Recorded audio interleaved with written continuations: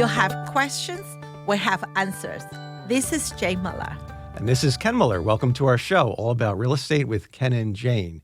The topic today, Jane, is going to be negotiations in real estate transactions. Now, 3 months ago, we did a show titled The Art of Negotiation, where we spoke in general about negotiation strategies, and we spoke about how in life, everything is really negotiation. This show, we're going to delve more into the components of a real estate transaction that require negotiation. And the short answer is basically every component of the real estate transaction requires negotiation, right? From the moment you wake up in the day and you start talking with clients, whether it be potential listing prospects, current clients, prospective, agents. Like we said, we're not going to rehash a lot of it was from 3 months ago. You can check that. But life is negotiation. Right? Life is negotiation in everything you do. If you think about it, for the listeners out there, you negotiate with your family, with your significant other, with your kids, at work, with your contracts, with your employees. If you're a sports figure, you negotiate. If you go, like our daughter is going in for the labor relations major at, so that's, the unions negotiate with management, right? You forgot. We forgot one important thing. Countries negotiate with each other. No. Ken, you forgot one. Oh, wait. Animals negotiate with dogs negotiate with their own. That's not what I'm going to. You forgot the most fundamental negotiation. Do you want to know what it is? Okay, what did I miss? Yeah. With yourself. Sure. Every morning, right? Whether it be what you're going to eat, Ken, when you wake up in the morning, right? The moment you open your eyes, right? You wake up. It really depends how you woke up. So for me, as you know, I'm naturally just woke up. Yeah. Sometimes 5:30, sometimes 6, sometimes 6:30. But I just naturally wake up. I get up. At the moment I woke up, I don't wait. I just ready to go. And when you were younger, Ken, remember? You always hit the snooze button. Well, 5 more minutes, please. 5 more minutes. So that's like you negotiate with yourself. You negotiate when you're going to get up. The second thing negotiation is, right? Yeah. Once you wake up, either you lie in there, negotiate with yourself how long you're going to lie in there, have a nap or a snooze or whatever, or like me, get up and going. Second thing you will come to you is, what happened to your day? You decided to be happy, or you decide to be miserable, or you think you're going to have a great day, or you're going to think have a busy day or terrible day. That moment when you woke up, you already decide in your head. Yeah. Okay? And be positive and So that's you negotiate with yourself, Ken. Yeah. You have to. I always feel. I'm a strange person. Anyway. I forgot. You negotiate with your parents too. If you're young, well, we did say that with kids, but also adult parents negotiate with theirs, especially with you and your mom. I hear you negotiate every day, but you really don't get much. You don't really negotiate. You listen to what she says. If she said the sky is red, you agree with her. That's right. And what they say, the best way to avoid the argument, to win the argument, is avoid it. Right. Right. You say there you go. Yes. Right. Yes, so don't negotiate at all. Just agree. Negotiate and argue is different thing. Negotiate is to find a common ground, find a solution. Argue is you just want to show them what your point and you want it your way. So I found negotiation is much easier than just arguing. So when my mom said sky is red or green, I said yes.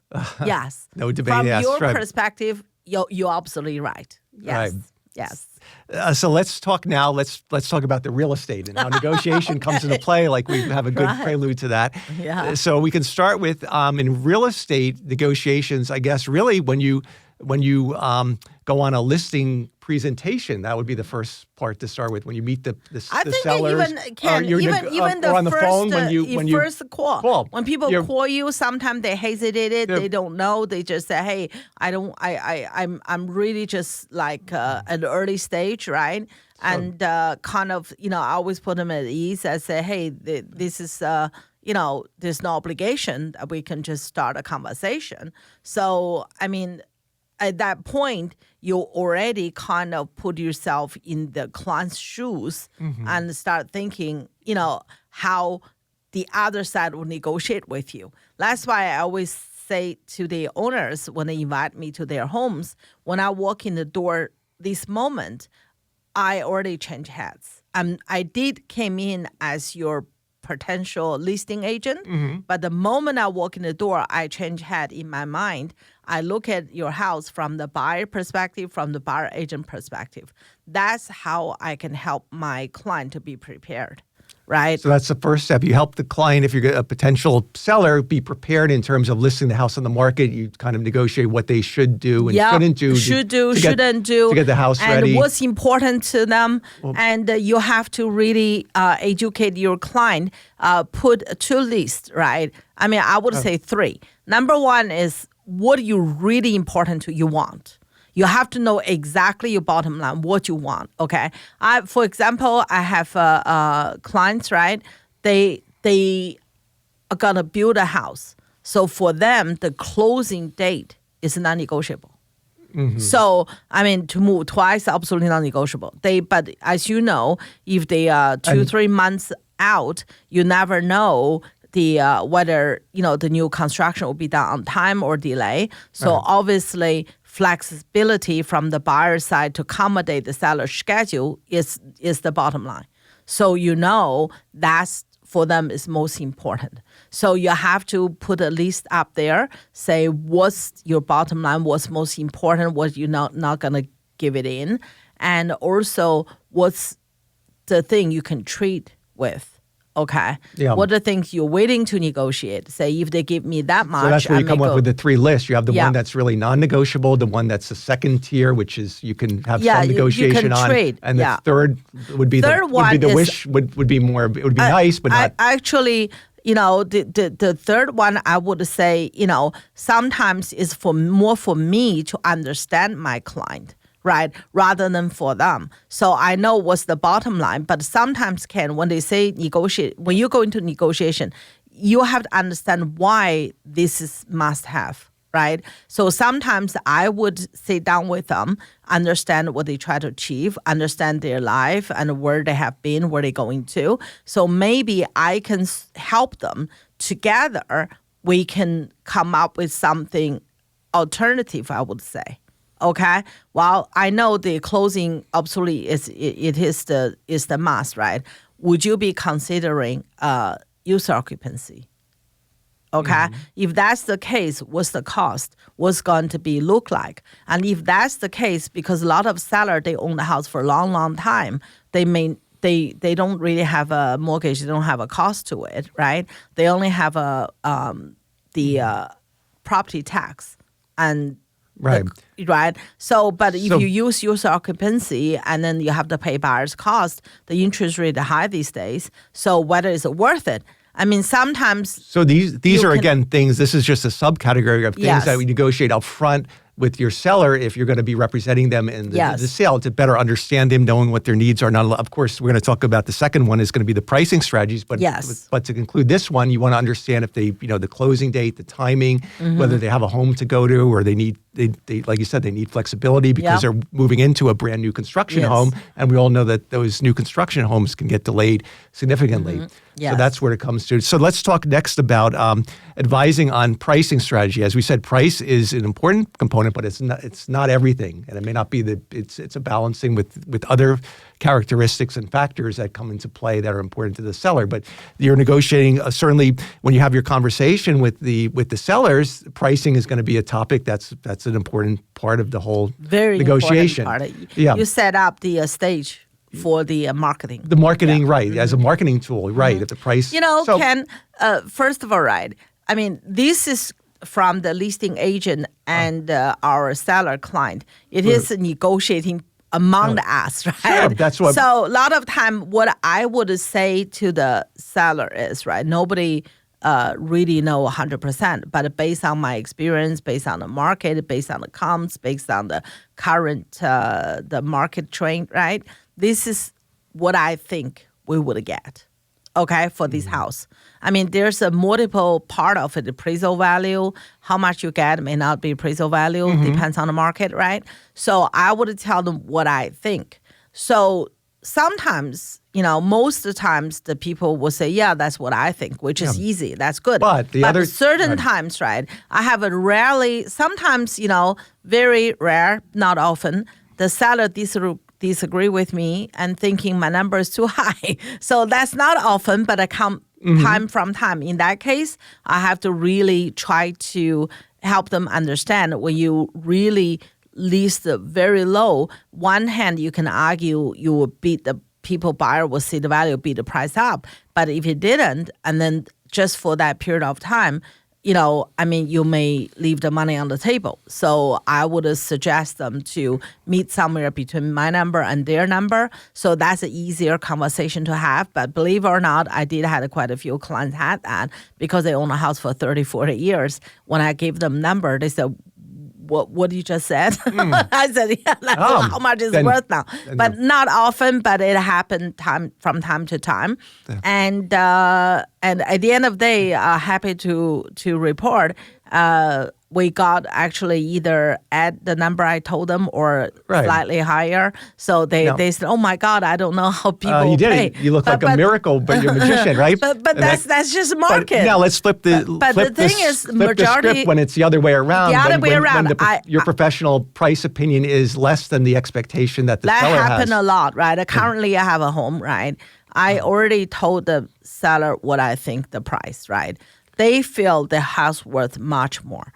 Even though I try to, I try not to, I try to, care for their emotion, right? Just like if anybody tell me my daughter not the most beautiful, smart, and I'll be very upset. That's where the emotional aspect comes into negotiation. Much so. And then a lot of times with sellers or negotiators in general, when the negotiations fall apart, it's because the other side doesn't discount or doesn't listen to the factors that are against whatever they're advocating for. Mm-hmm. So in this case, it might be that you said the house is selling for this X amount because of the certain things that might bring down the value, where they only look at the positive things and either don't want to hear it. That's a common trend, whether it be talking about real estate or anything else you're negotiating. They just want to focus on the positive attributes and not discount the negative attributes. Sometimes even the negative for the current market buyer, the seller think is positive. I give you a quick example. Okay, before break, my house is so good. Why? It's walkable to the school. I look at them as that's in today's market, walkable to school is a negative. Why? Because a lot of parents are busy. They may want to have a school bus. If you're walkable to school, can you imagine we had a last winter? How many storms? So how the kids going to go to school? They have to drive them, drop them off. It's extra work. Mm-hmm. So a lot of parents say, my kids used to walk. Oh, you meaning it's walkable to school, but it's within the mile where it's not literally walkable, but the parent will have to then drive them. For them. So that's a bigger... Because remember when you're young, you walk a lot. It's okay. Yeah. For the parents, it's okay. But for today's young people, like... 5 block is reasonable, 10 block is too long. Right, and then you have the safety considerations too, where they may not want them to walk, even if it's a block may be too long. So then that puts an extra burden on them. So that's a very good point, where the seller thinks that's a positive thing. That's how I bought a house 30, 40 years ago. So that's where understanding where the thought process is very important in negotiating. Understanding whoever you're trying to reach a point with. Yes. So all right, we're going to take a quick break. We'll be right back after these messages.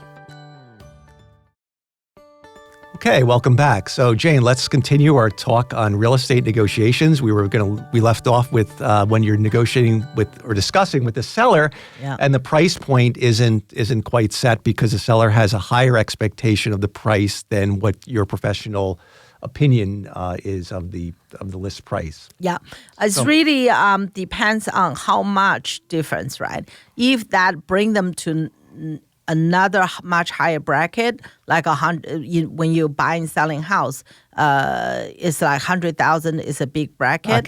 50,000 is a good bracket. I mean, 25,000 is another bracket. Sometimes 10,000 is a little bracket, right? Depends on the housing price. Right?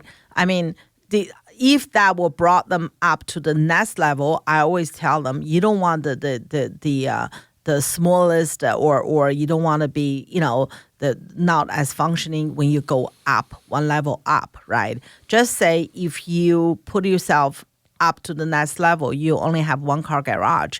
Once you go that level, like 800, 900, they generally, all the car standard have a 2-car garage. So, I mean, certain lot size, certain square footage, a certain functionality will be part of that price range, right? Right. Functionality, whether it be internal or external, based location, trafficking patterns. It's like a part of the package. Just like when you buy a luxury car, the leather seat came along with it. You don't have to mention it. It's definitely will be included. Your choice is the color of the leather. Luxury, right. The color, but not actually the seat itself. Same here, right? So as long as there's many times I have to really gently to bring them down to at least the bracket I think we should be. And then I always tell them, this is my opinion. I'm not always, I'm far away from right, every time. Nobody can. So this is my understanding. And then if you want to lease higher, that's fine. Right. I always tell the seller, right, it's better sometimes, right, we can try your number. If it didn't work out, we can go down. But it depends on you. And document that conversation so that you can at least have so it's important, I think, to have a real conversation, genuine, not be sugarcoating. Let the seller knows the time frame. If they don't have enough time, if they have a certain deadlines, try and error may not work for their situation. If the seller says, I'm not in a rush, I just want to try it, okay. So for those clients, I already say better try the number obviously within the bracket, right? And if it doesn't, we can go down because think about the other way, right? If I use my negotiation skill, which I'm good at, convince them to lease my number, they really don't want to, but at the end of the day, they got convinced. I put on the market, bingo, sold it at asking.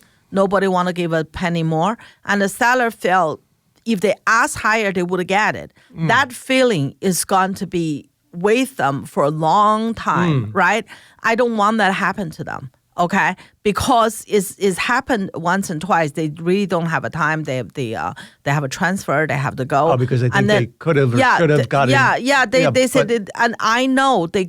I know the market, it won't, but they, so we listed what I think will get it. Sure enough, I got that number, but they said if they ask higher, they would get higher. I disagree, but you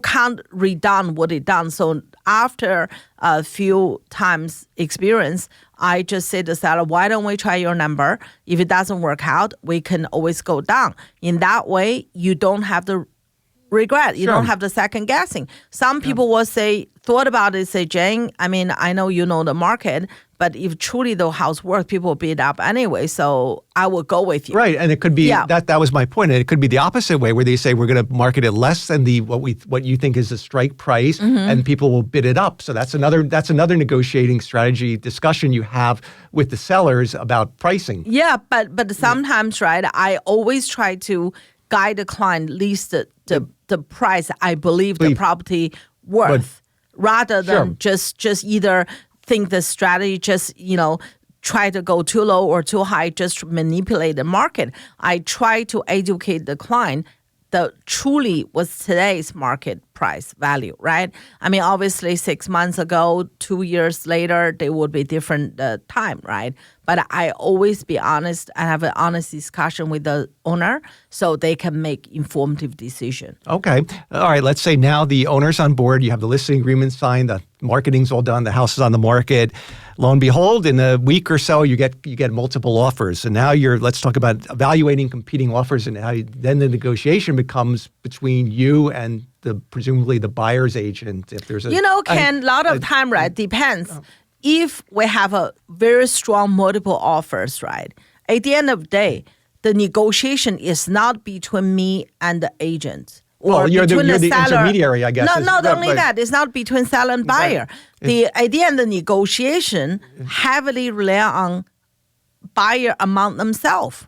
If you have a very strong, offer pool. Right. The only time, right, I have to really work, to kind of negotiate hard and is when we have only one very strong offer, the rest is okay. So you have to make sure to get a term, get a certain thing. That's really between the two agents and represent the seller and buyer. But if like last few years, right, when you put on the market, you have 100 family came, you had 20 offers in one go. That's really be among the buyers. The buyers are negotiating among themselves. Internally, because they have to offer you whatever the most favorable term to the seller. But now, unfortunately, the way has been on a high for 6 years now. So now the market more kind of going towards equilibrium, level playing. Level between playing. Buyer and seller. So that in that case, what you just said is absolutely in real time now. Yeah. So it is between seller and the buyer with the negotiation. Right. Yes. So what's important to one party may not be important to the other party. So I would think the negotiation, first of all, we have to understand each other's needs. Sometimes they say, why I have to understand their need? I have my need. But in order to make it work, resolve it, they have to, their basic need or their bottom line have to be met in order for us to go forward, right? That's why the second and third list come handy. Going back to the original meeting I had with the owner. A quick sidebar, this was in one of the books, but that almost, understanding the other side's needs can prevent, a war. There was almost, after Saddam Hussein regime fell, the farmers that were using the land, they got a letter from an oil company that they wanted to take over the land because they found that there's oil underneath the land, and that by legally they have that right. And the farmers were protesting, gathering their guns, and were refusing to do anything. They were so angry, it was almost going to come to violence. But they found out, they brought in a negotiator who found out that really what the farmers wanted, they wanted to use to harvest only the crops. six months. The crops, and then so they negotiated an agreement where it would take the oil company another 3 to 6 months even to do their exploratory research to find out where the oil was located within the land. So they basically resolved it when everybody was happy, and then thereafter supposedly the farmers then got jobs as laborers to work in the oil mining industry. So there was a thing where they almost went to fisticuffs, and yet it was both sides because they didn't understand the other side's needs. And that's going back to your point, why it's so important that you understand what the other side really wants. When you negotiate, right, with the process, right, I think first of all it's very emotional for the seller and the buyer. We have to acknowledge that. We have to truly find a common ground because it's extremely rare, Ken, extremely rare that both seller and the buyer want exactly the same thing. You would think, the buyer want to pay less, the seller want to pay more. Yes, I agree. That's a basic. But they always something else you can do to make either side to be kind of not 100% happy, but it can move it process forward. So they always something. I remember that I represent the buyer very rare these days, but I did to purchase a home. They have a multiple offer on that house. They gave it to us, and then somebody outbid us. We paid more, and then the outbid. So long story short, at the end they said, look, not only that family outbid you, they also agreed to purchase the furniture. For $20,000. So that means the number is even bigger than us, right? So my client had no intention for the furniture. They don't want it. So I said to them, instead of going up so much, maybe we can say we'll buy the furniture. That would put us equally, right? We tell them we love the furniture so much, we're willing to pay $20,000, buy it. So that would actually finally got us that house. Got you over the hurdle, yeah. But the other buyer paid more, but we got it less, but you offered them something that they didn't want, because they didn't want the furniture, so they would have had to pay to have it moved and otherwise my client would say, you know what, we increased $20,000 and we don't want the furniture. Right. So, the other side will say, oh, that's easy because they want to they appreciate the furniture. I said, no. You don't have to go up in number. I said, yes, I will buy furniture for $20,000. Right. And that's get us over the hurdle. And getting with competing offers, you could have the situation where there's a cash offer, but it's contingent upon the buyer selling their current home, but then they would have the liquid cash to turn around and pay the seller the the price in a cash transaction, whereas you could have, an offer that might be $10,000 or $20,000 less, where the buyer's getting the conventional mortgage loan. And you've had that many times where you've had to balance out. It really depends on the billing stage. out. And that's where not only the price comes into play, but the flexibility, the certainty. That's another big thing. Certainty, that's the key. So when you're evaluating as a list agent, when you're evaluating multiple offers, you're looking at the certainty, whether it be obviously cash is king. A house selling contingency for a buyer is never a preferred thing. But you have to evaluate then how certainty or what stage they're on in the process of getting that home sold, because and versus a mortgage, which can be, there's different levels of certainty within. So you're negotiating, and by negotiating as a list agent, you're finding out as much information as you can from the buyer's agent by talking to them, seeing where they're at, what stage they're at, what do they do, what buyers do, what type of mortgage, and not only through the buyer and also agent, through right? the loan officer. You can talk to more. Loan officer only can tell you very with basic limited because privacy. You can find a lot through the friends. You can find a lot from the public information, LinkedIn, Facebook. You can find a lot of things, so you can figure out what's most important. You can kind of gauge, what's important during the negotiation. At the end of the day, price is important. Price is not everything. Right. Yeah. So we had a lot more to cover. We really didn't get to everything on the real estate. Well, There's so many we'll things. have to do another We'll have to one. do another show, right? But we can do another show to take it up. There's negotiating the appraisals, negotiating inspections. Yes. You want to just say something in the last minute about the final walkthroughs, because that's sometimes you negotiate that at the final walkthrough, because even though the contract might say broom clean, there might be items left behind. There might be things that the seller has in their mind. They think that it's useful, whereas the buyer in their mindset says they don't need it or don't want it. Yeah. Absolutely. I totally agree. Life is negotiation itself. And in order to have a very successful transaction, just have to really, sometimes by kind, listen, patient, I think you're halfway there.